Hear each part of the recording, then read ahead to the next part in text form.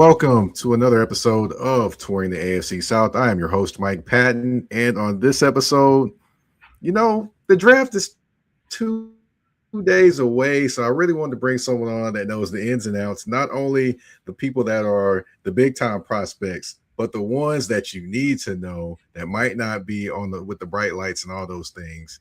And I thought of none other than Mr. Emory Hunt to bring on the show. What's going on, man? Not much, man. As always, I appreciate you bringing me on the show.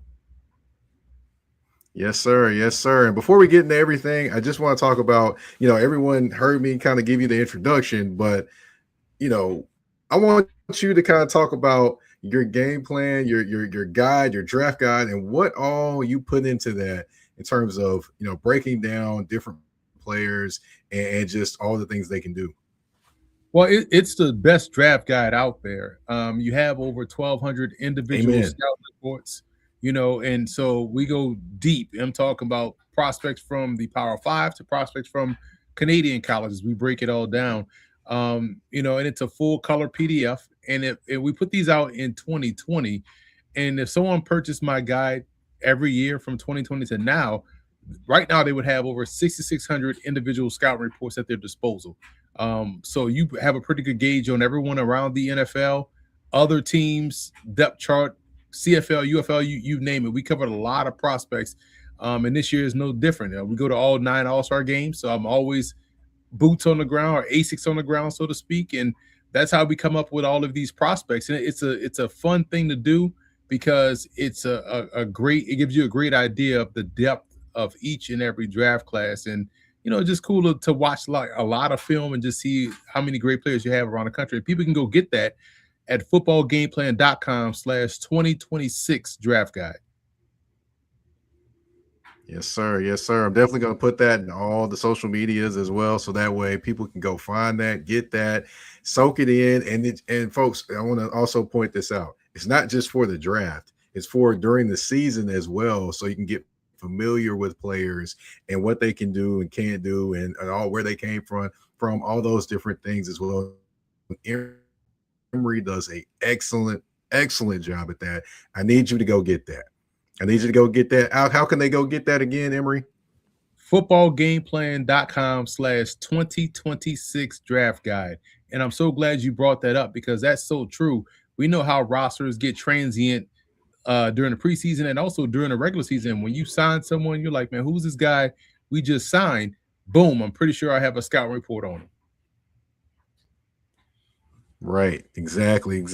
Emory knows everybody and everything if you didn't know.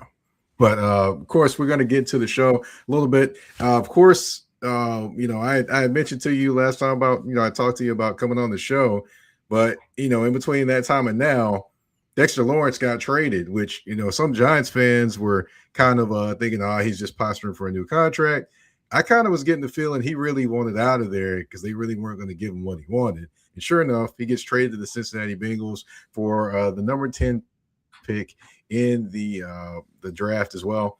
How surprised were you that it was the Bengals that traded for Dexter Lawrence? I was really surprised because you just don't assume Cincinnati making moves like this, right? Especially on defense. You expect them to make something, if anything, it's going to be on the offensive side, right? And it was cool to see them care about defense for a minute, but it's also bittersweet because you kind of wondering like, wow, imagine if you had Dexter Lawrence and also Trey Hendrickson, right? So, and the fact that you gave it the 10th pick, I get it. You're getting a known asset. We've seen the Rams do this a lot. Give up known assets to go and give up a draft pick to go get known assets, and then hopefully you are able to nail the back end of the draft.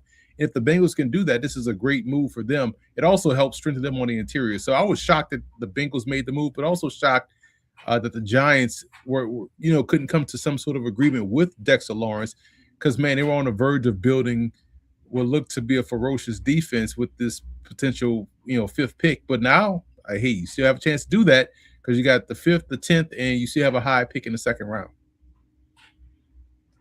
Now, speaking of that 5th and 10th pick, of course, in this draft, there's been names mentioned like Sonny Styles. There's been Caleb Downs. And at that 10th pick, it could be a mystery. So do you think they actually pick at 5 and 10, or does that 10th pick potentially end up going bye as well?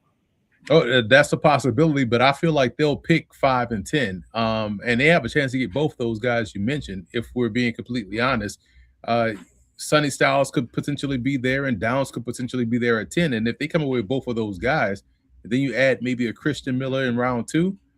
Now you've kind of retooled with a younger nucleus on defense in the draft, and I'm assuming they signed DJ Reader. He was in for a visit last week, so they may end up signing him. So that kind of helps stop the bleeding on the interior. But man, if they're able to come up with those two guys in the first round and double back and get a Caden McDonald or Christian Miller, whew, that'll be a good haul for John Harbaugh's first class.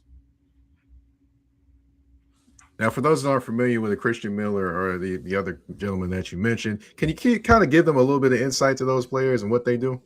They're my number one and number two nose tackles in the class. McDonald's number one, Miller's number two. Both guys are legitimate studs up front. Talking about space eaters, but also can collapse the pocket. And the reason why we're talking about an Arvell Reese and also Sonny Styles, because Caden McDonald was doing a fantastic job up front, occupying blockers, but also making things difficult for the linemen to get to the second level. And Christian Miller was just a legitimate dog on film, pun intended, playing for Georgia, but he was outstanding up there, using his hands rather well, good leverage, good, ball get off, all of those things you want to see from a nose tackle. That's why both of those guys instantly came to mind. Okay. All right. So, do you expect? I just want to ask this as well because no one really expected Dexter Lawrence, or a lot of people didn't expect Dexter Lawrence to leave the Giants. Do you expect them to make any more trades or any more movement? Because of course, Kayvon Thibodeau, people have talked about his name and mentioned him. He's playing on the 5th-year option this year. I think at some point he could go. But do you think it's draft day, or do you think more during the season? Who knows? Because I didn't think Dexter Lawrence was going to get moved. So, I can't call it either way. You're always surprised in the NFL about the stuff that tends to happen. So, I'm not going to say any definitive way or, yay or nay. I am always surprised at some of the things that get done at the NFL level. Definitely. Now, of course, getting things done at the NFL level, you can actually mention the Tennessee Titans when you come to that because they have been spending money this offseason. Alontae Taylor, you bring in Cordell Flott, you bring in John Franklin Myers, you got Wandale Robinson, you bring in as well. There's some other players as well, but just the thing I'm trying to get to here is they spend a lot of money. So now it comes to draft time, and they got pick number 4. Now, there's been a few names mentioned with pick number 4. The aforementioned Sonny Styles. You do have Jeremiah Love that's been mentioned as well. At one point in time, Rueben Bain was mentioned, and we're going to talk about him a little later. But if you were had to choose at the number 4 position for the Tennessee Titans, would you choose Jeremiah Love, Sonny Styles, or someone else that you would have in mind, and why? I would probably go Sonny Styles because I like the way that they're building this defense, and you put a Sonny Styles right there in the middle, man, that's a lot of athleticism on that side of the ball, and it would give Coach Robert Saleh his version of what he had in Fred Warner, a guy that's athletic, sideline to sideline, that can make a lot of big plays. That would be where I would go. I get the Jeremiah Love appeal. I get the Rueben Bain appeal, especially since you traded for Jermaine Johnson. But I just feel like it's rare to find one of those inside linebackers that can really, play like that, like we've seen him play. And I've said this before. He reminds me a lot of how LeVar Arrington was at Penn State when he was playing off the ball, playing all around the defense, making impactful plays.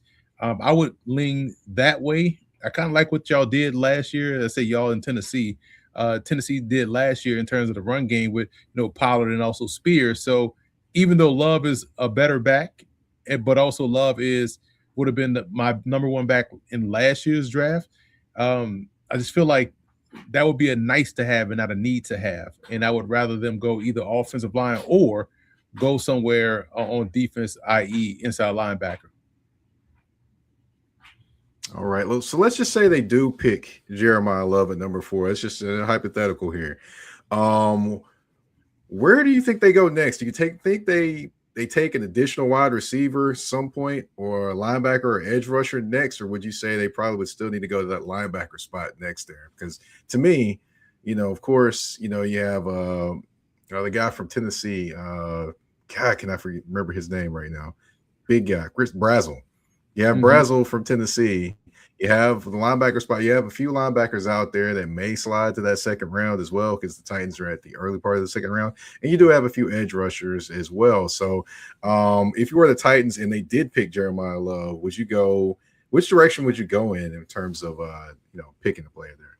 Well, it would depend on how the board fell. I mean, you could easily be sitting there with a CJ Allen, inside linebacker, perhaps at the early parts of round two, which would be another home run type pick.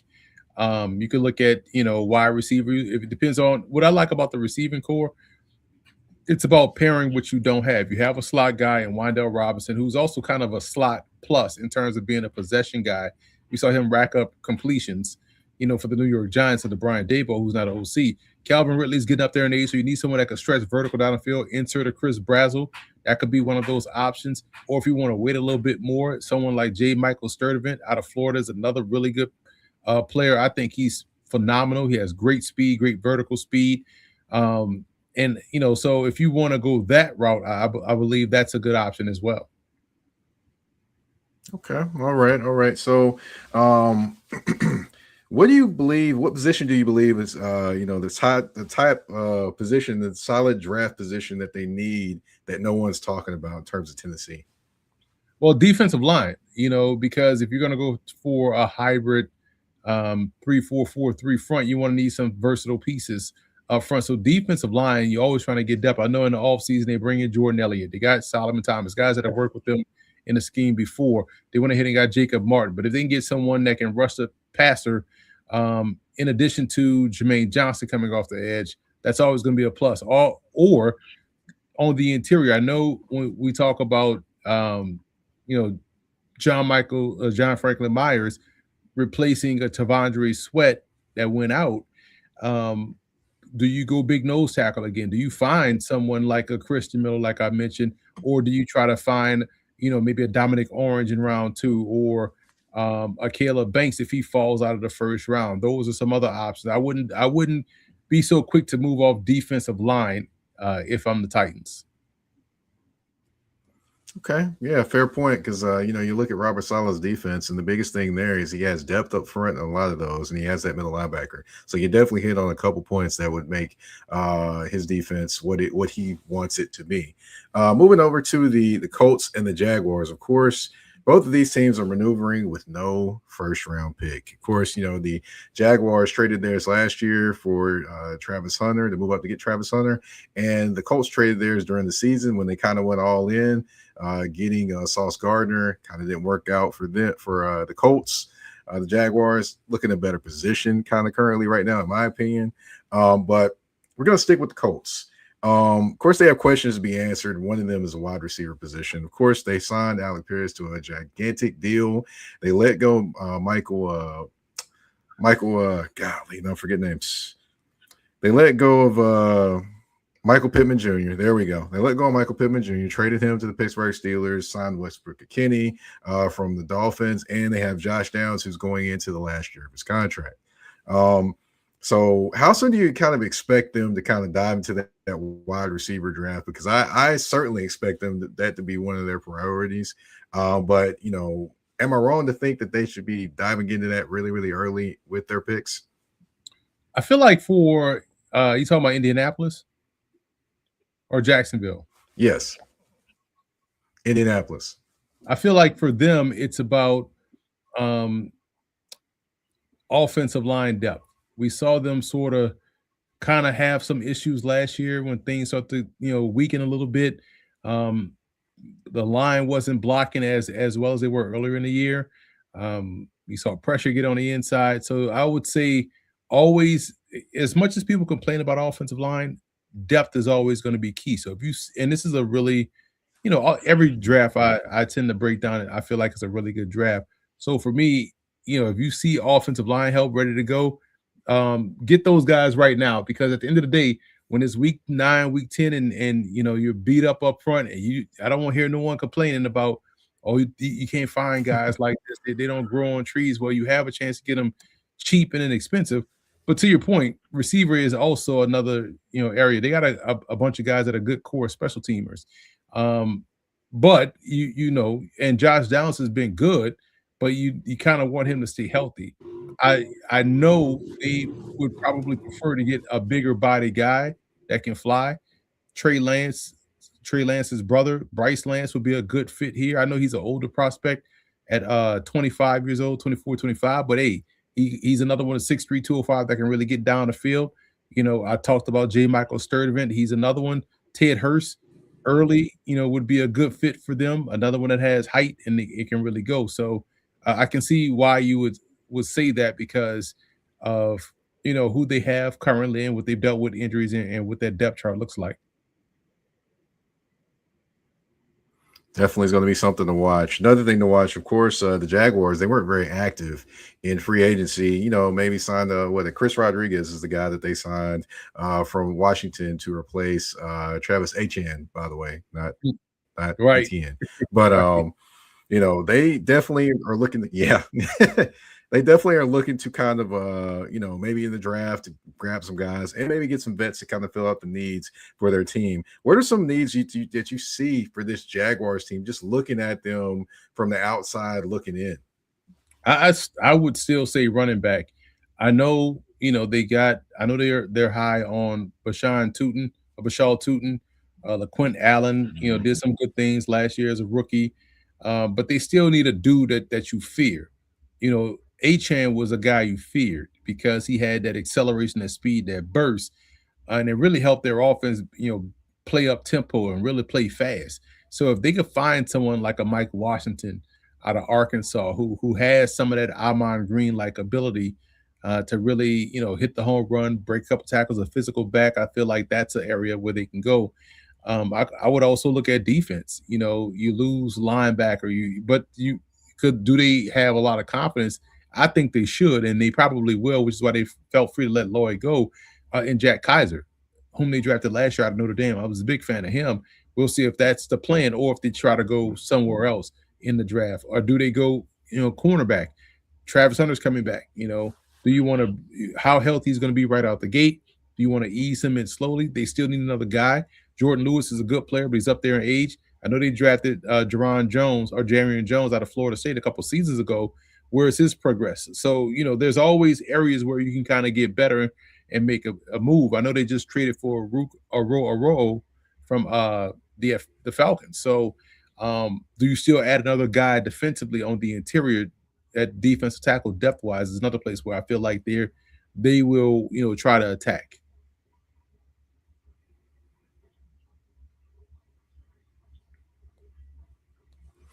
Gotcha. Yeah, definitely trading for him and then trading away Mason Smith, that's Mason with 2 A's, was something I didn't expect to see happen. But then again, Mason Smith definitely didn't live up to the hype that was out there for him when he got there. So it is what it is, and you got to move on. Sometimes you just got to make those decisions. Speaking of decisions, of course, some teams will be making a decision on this young man I'm getting ready to talk about is Rueben Bain. Now, I know in the draft process, stories always come out about players and things like that. The story that came out about him and the reckless driving was a couple years after it happened. It kind of already been settled and known in NFL circles about any of those things. And then it kind of rehashed again, almost 2 years later, which I thought was very interesting. Do you think that story is going to affect him with some teams, or it's already affected him with some teams? I don't know. I don't if teams already knew about it, it really didn't have an impact. I don't believe. I feel like that it was just something for the public to now know what was going on behind the scenes. But I think he's still going to end up in a good spot wherever he is, wherever he gets drafted. I feel like he's going to play exactly like he played at Miami, where we wasn't talking about arm length or nothing like that. All we talked about is how dominant he was on defense, and I think we'll see that once again. It's going to be fascinating to see where he can go, because you can make a case for him to go 3, 4, 6, 7, 8, 9, like 10. Well, not the Giants at 10 with the Bengals there, it would have been made sense. But that's going to be one of the more intriguing storylines to watch play out in the early parts of the draft. Where does Ruben Bain go? Yeah, definitely. I had him going at the furthest 10 to the Cincinnati Bengals, but since the Cincinnati Bengals traded that pick, do you think there's actually a possibility that he could slip past 10 to somebody? I know Dallas fans are definitely salivating if he does. But if he does, if he get past the Dolphins, another team that could use him, and he ends up in Dallas, man, Dallas did a fantastic job this offseason of revamping their defense. I mean, and that's a legit possibility. But it's just hard for me to see him get past New Orleans, who needs someone opposite of Chase Young, who's coming off his best year, but even then he was banged up a lot in his career. Carl Granderson is a good player, but also is getting upwards in age, and that would be a good spot. Kansas City could use another pass rusher.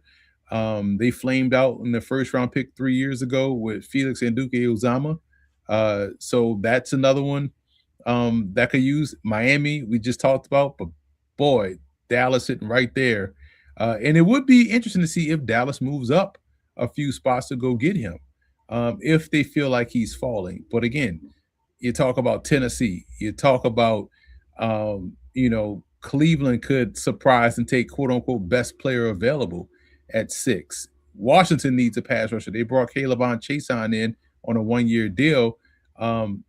They could use a pass rusher. I know they brought in Adafe Owe as well. It's funny to think about Washington as a team at one point had both Chase Young and Montez Sweat, and now they're both on separate teams playing really well. Although Chase's injury was the big reason why he didn't really pan out in Washington. But so they definitely need a pass rusher. So if he falls past those teams, that's crazy. That would be crazy to see. Definitely would be. And you want to add another one, add Jonathan Allen. He was on that squad too, on that defensive line, which is insane. All the players they had on that offense, on that defensive line. I want to kind of switch over to the actually, I just want to ask one question. When it comes to Rueben Bain, what kind of play, who do you kind of compare his game to in the NFL currently? Just watching him. I wouldn't say currently, but he reminded me of, the edge rusher that played for the Chargers. I've used this comp a lot this season. Melvin Ingram, shorter, squatty guy, good pass rusher, was playing D-line in South Carolina. He reminds me a lot of him, a guy that had the shorter arms, but also could, win with strength, win with leverage. Just a really good football player. And at the end of the day, that's what we're playing. We're playing a game of football. Just give me those good football players and we're going to win a lot. Right. That's what I'm saying, man. All this talk about arms, man. I'm like, come on, man. I really haven't heard this. This kind of just threw me off. And I'm like, did they not see the tape of this, man? It didn't matter then. What's it matter now? But, again, I'm not a scout. So, maybe they see something I don't see.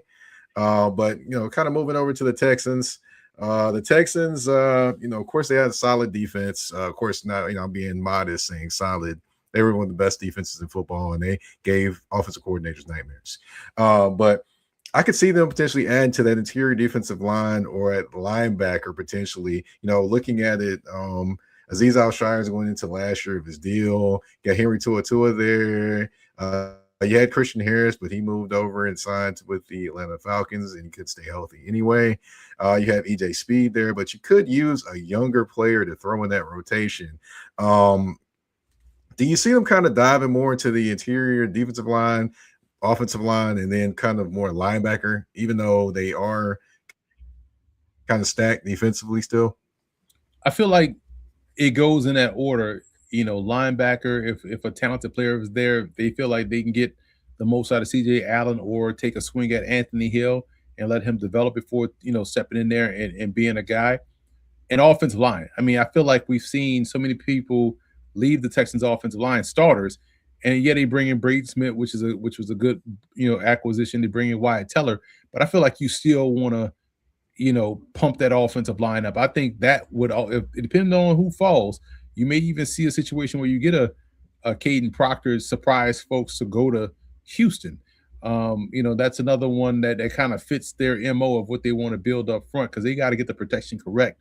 Because we saw what that lack of protection did for CJ Stroud, and albeit it was self-inflicted because they were trading these dudes away. But I think offensive line early and offensive line in the middle. Now behind that, they may go defense, get another player, but I think they got to go offensive line heavy. Okay. All right. Now, speaking of offense, Tank Dell, he's coming back from serious knee injuries.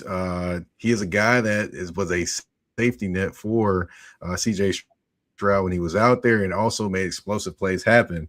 Where do you kind of see him at when it comes to trust level that he can stay healthy and be able to produce for them consistently going into this season, or do you just need to see more of him on the field before you can even say anything in regards to Yeah, that? I just got to see more of him on the field, man, because that injury was gruesome, and it took a while for him to get back to where he can feel confident enough to get back out there. So we'll see how that goes. But you like the fact that they got a Jalen Noel who stepped up last year as a rookie, as well as Jaden Higgins, his teammate at Iowa State, stepped up well. Xavier Hutchinson, another one, young player, 3 years ago they drafted, stepped up well. So I like the fact that they've done a good job in backfilling that group around Nico Collins.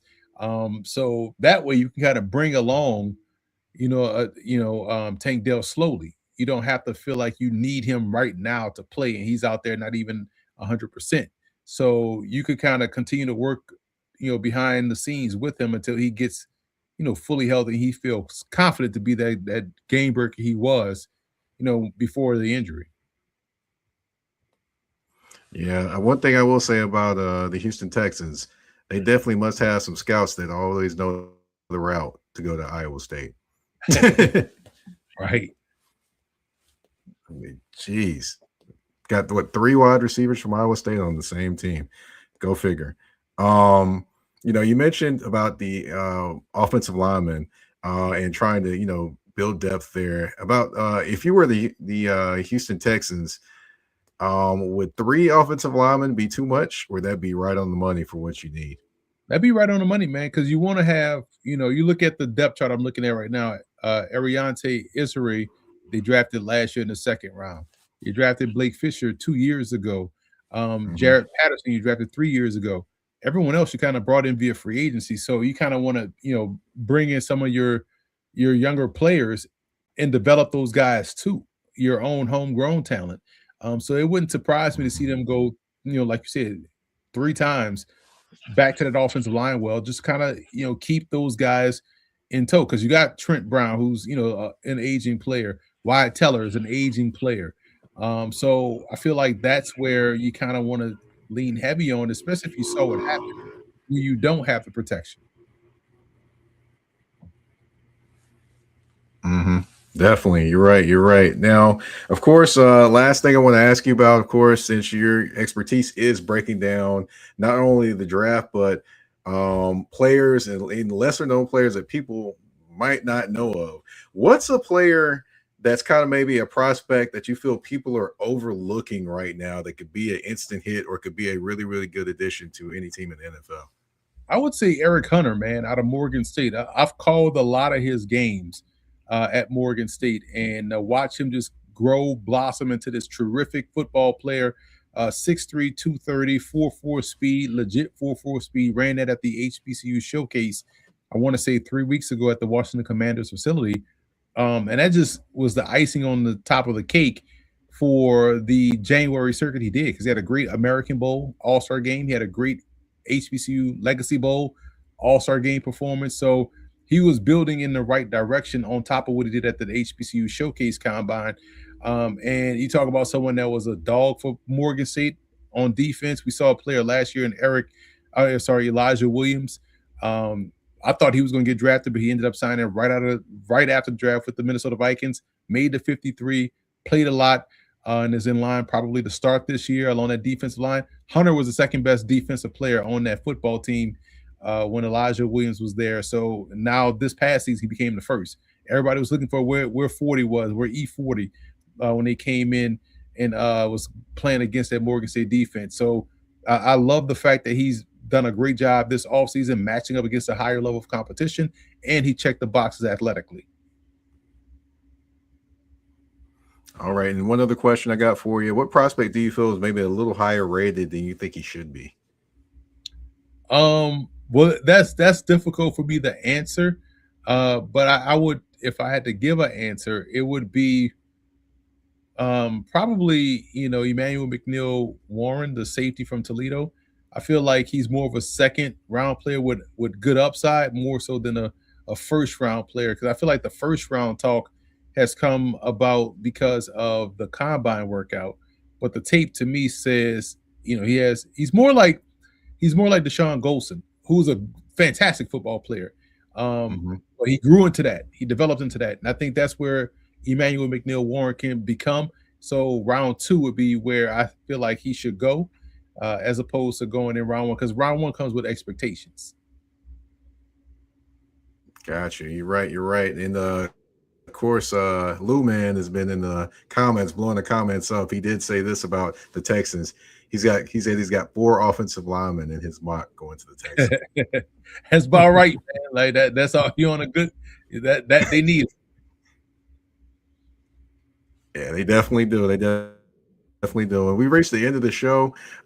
Emory, I want to thank you for coming on the show, giving us your expertise. If you can, tell everyone where they can find you on social media. And again, plug that draft guide. People, you need to go get it. You need to go to the website, pay the money.